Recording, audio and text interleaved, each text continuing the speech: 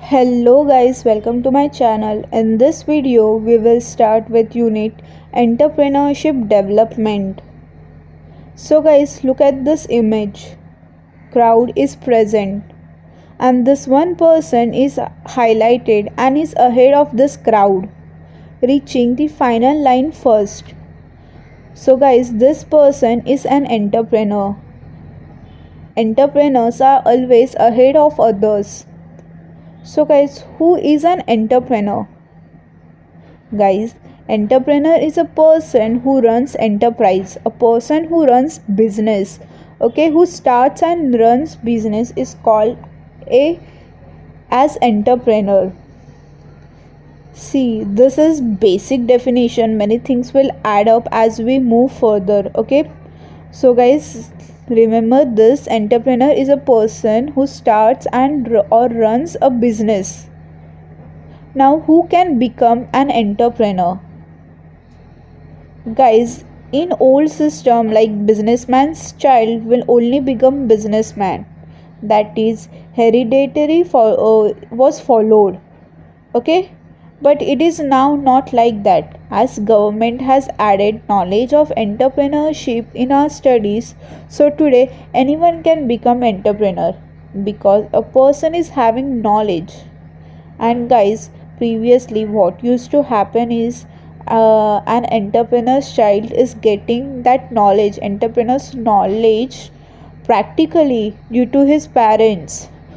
So by the time they become adult, they used to have knowledge about business, about taking calculative risks and all. So that's why entrepreneur's son or child used to become next entrepreneur. But now we are learning it so in our syllabus, so anyone can be an entrepreneur. That is, anybody who has knowledge of entrepreneurship can become an entrepreneur. Okay, why should one become entrepreneur? Obviously more money. See guys, if I'm an entrepreneur and all other workers are working under me, so I have to give them fixed salary, right? Every month they will get fixed salary and my salary isn't fixed. If next month my business flourishes, if next month my business flourish, then also my workers will get same salary. But guys, my salary will be increasing. So entrepreneur salary isn't fixed, but it increases as business flourishes. But for that you have to take calculative risk. You should know how to take calculative risks. Okay, even this entrepreneurs supports our economy. That is, entrepreneurs, if entrepreneurs increases, enterprises will also increase, so employment will increase, which will lead to decrease in unemployment in our country, which will directly support our economy. So that's why government supports a lot for entrepreneurship. Every year fundings are released for entrepreneurs and government encourages people to be entrepreneur by education. See, now you are learning this topic. Some of you will like it and can be motivated to start their own business. Okay, even Global Entrepreneur Week is celebrated, in which various workshops, awards, exhibitions are held. This will definitely encourage people for trying in this field, even through conferences and workshops. Guys, conferences are brainstorming sessions, you can say. You will get to know different people's different ideas, which will definitely encourage you to be in this field. Even guys, government has appointed committees of enterprises to prepare curriculum.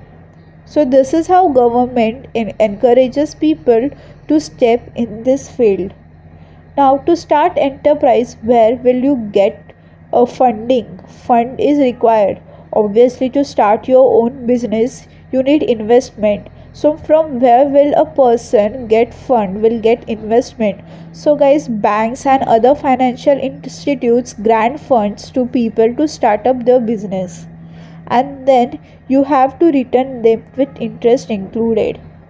Or you can get fund from angel investors for exchange of ownership equity. That is, a high net worth person will invest in your startup and in exchange will take for say 30 or 40% of your business earning after few years. Or angel capitals, that is, even they will invest in your startup and later take share of your earnings. Or crowdfunding through internet, shares, professors, friends. That is, a crowd comes together, can come together and raise money for a business and a project or a project. And even hedge funding, so these are investment companies who will invest in your money. So this is how you can get fund for your business enterprise. Now, next, advantages of being educated enterprise entrepreneur.